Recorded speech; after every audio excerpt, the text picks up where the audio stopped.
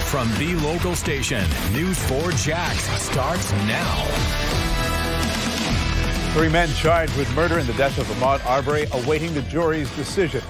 They are deciding the fate as deliberations stretch into day 2. While the jury debates the case against these 3 men, Ahmaud Arbery's family and a group of supporters gathered outside the courtroom. The case centers around the claim from Greg McMichael, his son Travis, and their neighbor William Roddy Bryant that they shot Arbery in self-defense. The local station is monitoring the situation inside the courtroom and out. We begin with News 4 Jax anchor Tarek Miner, who's live. And Tarek, the jurors asked to see the video of Arbery's shooting. Yeah, Bruce, the jury started deliberating right around 8:36 this morning, and this is a very significant development. The jurors asking to see the cell phone video that was shot by William Bryant, both the short version, the original version, and the enhanced video, and they wanted to see it 3 times. And they also requested to listen to the 911 call from Gregory McMichael, and a very important portion of this 911 call, the very beginning of it, where Gregory McMichael says, quote, "There's a black man running down the street," end quote. Joining us now to talk about what this could mean for this case and where the verdict is local criminal attorney Paige Pate, who's not associated with this case.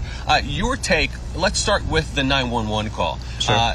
What is your take on what the jury could be considering and discussing at this point? Well, if you remember, that 911 call was critical to the prosecution in their closing argument. They basically said, look, they asked what the emergency was, and according to Greg McMichael, the emergency was that there's a black man in the neighborhood. So that was critical to their argument that this was not citizen's arrest, it was not self-defense, this was murder. And so by the jury asking to hear that again, clearly there are some people on the jury who think that's critical, that evidence is important, but maybe there's 1 or 2 people who aren't so sure. And so the jury wanted to come back in, say, hey, listen to this tape again, you can hear what he's saying, and that should show his intent. And then the video. They saw the video many times throughout the trial, but to review that video again and watch it 3 times, what does that tell you? Well, same thing. They're not trying to figure out what happened. I mean, like you said, they've seen the video. We've all seen the video by this point.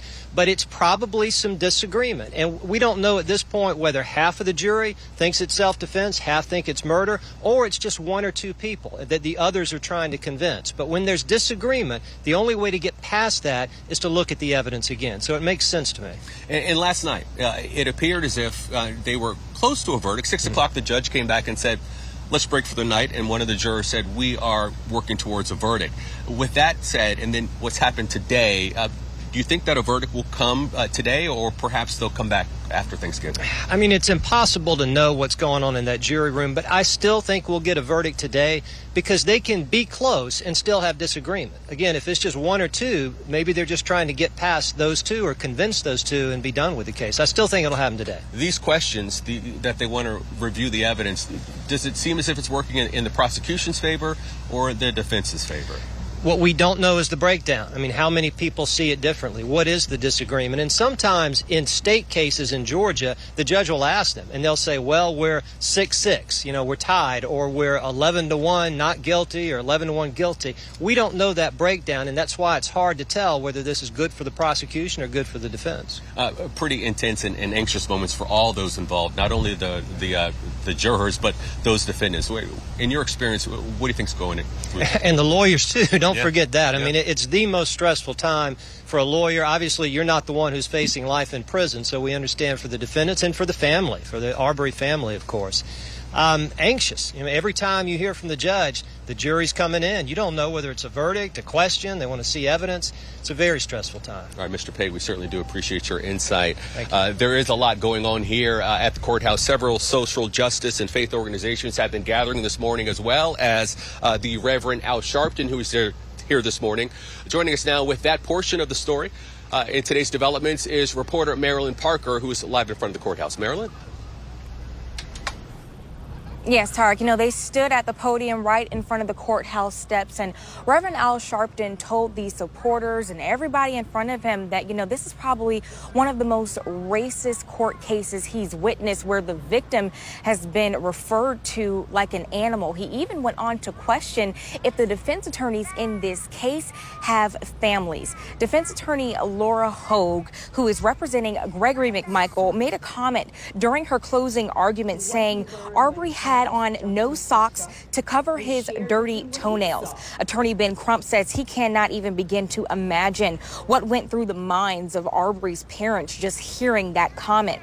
They talked about how the defense attorneys have been picking at this family in a way. They gave an example of defense attorney Kevin Goff saying he didn't want any more black pastors in the courtroom who were supposedly there supporting Ahmaud Arbery's family, and complaining about Arbery's mother crying in the courtroom. The family's attorneys and pastors have somewhat transitioned now to putting faith in the jury. Family attorney Lee Merritt says he believes there's more than enough evidence to convict all three of these men on all the charges, and Reverend Al Sharpton gave something that he wants people to think about tomorrow during dinner. We understand that a verdict can come back today. There's more than enough evidence for them to come back with a verdict today. But if it takes through the holiday, if it takes through next week, however long it takes, we want them to get it right. But I want you to look at your family table and look at there'll be one empty seat at Wanda's table, all right, and Marcus' table. And the empty seat is where Ahmaud would have sat. And ask yourself, have you heard any reason Ahmaud shouldn't be at that table? Come on. That's what everybody ought to think about. Yeah.